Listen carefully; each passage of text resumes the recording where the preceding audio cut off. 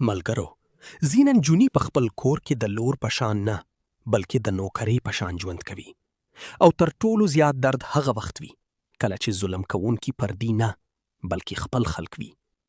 دا د 18 کلنې یتیمې نجلۍ زینب کیسه ده چې مور او پلار یې له دنیا تللی وو، او د هغې وروسته یې ټوله دنیا یوازې د هغې مشر ورور کریم وو. خو د کریم ښځه رخسانه، د هغې ښځې په زړه کې د رحم په نوم هیڅ شی نه وو. هغې خپله معصومه ننده دومره وژړوله، دومره یې ماته کړه چې کتونکي به هم ورسره ژړل. او ملګرو، د نننۍ کیسې هغه آخري منظر چیرته چې یو ورور د خپلې خور حالت ویني، هغه به تاسو هیڅکله هیر نه کړئ. د کلي په یوه کونج کې د خټو یو زوړ کور و. دیوالونه یې مات شوي وو، له چته به د باران اوبې څاڅکېدې، او د کور شاته یو وړوکی د څارویو غوجله وه. هر سهار به د اذان نه مخکې د رخسانۍ چیغې پورته شوې: زینب، پاسه، که نه زه دې خپله راپاڅوم. معصومه نجلۍ به له خوبه په ډکو سترګو راپورته شوه. ویښتان به یې ګډوډ وو، کالۍ به یې زاړه او شلېدلي وو، په پښو کې به زاړه چپلکونه وو، او په سترګو کې به هغه درد وو چې یوازې د یتیم ماشومانو په سترګو کې وي. هغې به نیغ غوجلې ته لاړه، او په یخو خاورو کې به یې په لوڅو لاسونو د څارویو سرې پاکولې. د هغې د لاسونو ګوتې چاک چاک شوي وي، لاسونه یې سخت او زخمی شوي وو. کله کله به د څارویو پاکولو پر مهال له سترګو یې اوښکې تویېدې. خو رخسانې ته هیڅ رحم نه راتلو. ژر کوه، لا لوښي هم مینځل پاتې دي. ځان څه ګڼې؟ ستا پلار موږ ته خزانه پرېښې ده که څه؟ ملګرو، دا خبرې یوازې په ژبه نه ویل کیږي، دا نیغ په زړه وار کوي. کریم به سهار کروندو ته تلو. هغه به فکر کوه چې ښځه یې د خور خیال ساتي، خو د هغه تر شا د هغه د یتیمې خور ژوند جهنم جوړ شوی و. یوه ور زینب په کمزوري غږ وویل: بهابي، ډېره وږې یم. رخسانې د وچې پاتې ډوډۍ ټوټه د هغې خواته وغورځوله. او واوره، عادت مه جوړوه د پوره ډوډۍ خوړلو. ته په دې کور بار یې.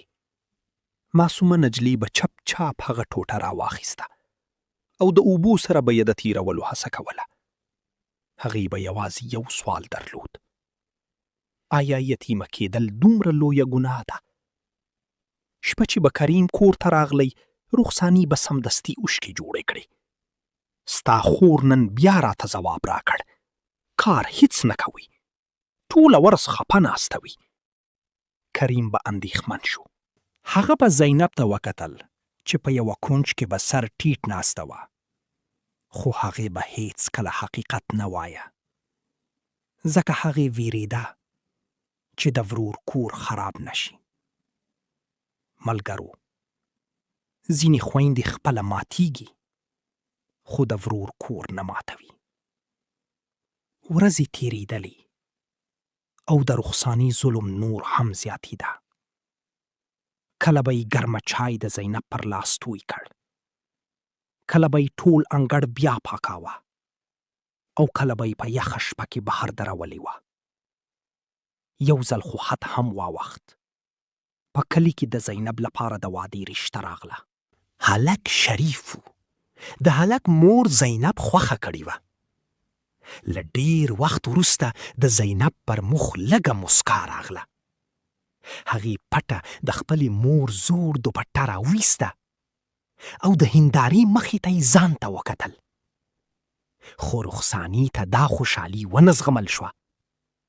هغې پټه خپلوانو ته لاړه، او ورو یې وویل: دا نجلۍ سمه نه ده، عقل یې کمزوری دی، هره ورځ په کور کې جګړې کوي، سبا به ډېر پیمانه شي. او ملګرو، هغه رشته ماته شوه. کله چې زینب خبره شوه، نو چوپ چاپ د کور شاته کېناسته او ژړل یې.